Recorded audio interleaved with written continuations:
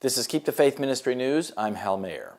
Australian political leaders, including Prime Minister Malcolm Turnbull, have come out in support of a campaign for same-sex marriage. More than 20,000 people gathered in Sydney to campaign ahead of the non-binding postal vote on changing Australia's Marriage Act. Mr. Turnbull made a surprise appearance and speech at the launch of the New South Wales Yes campaign. Opposition leader Bill Shorten then addressed the crowd at the main rally. The non-binding vote to gauge support for changing Australia's Marriage Act was sent out from September 12, with a result expected in November. The survey will not have the power to legalize same-sex marriage, but it could lead to a vote in Parliament if the majority of Australians support the change.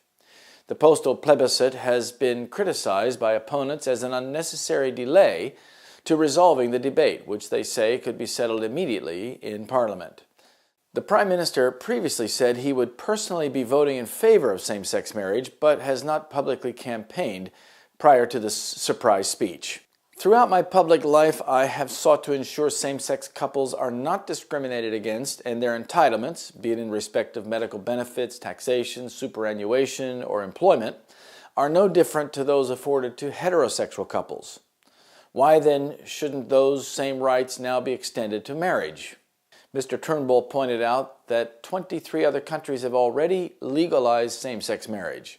In any one of those nations, has the sky fallen in? Has life as we know it come to a halt? Has traditional marriage as we know it been undermined? The answer is no, he said. Meanwhile, Mr. Shorten, who is the leader of the Australian Labor Party, told campaigners he anticipated the yes vote to win the postal survey. We've got one last mountain to climb before we make marriage equality a reality. Let's climb it together today, he said. Mr. Shorten's party have been opposed to the plebiscite vote launched by Mr. Turnbull's government, criticizing it as a $122 million cost, its non-binding nature, and arguing it could prompt the hate-filled campaigns. The High Court of Australia last week dismissed two separate objections to the poll by same-sex marriage advocates. Australia is likely to have legal same-sex marriage soon.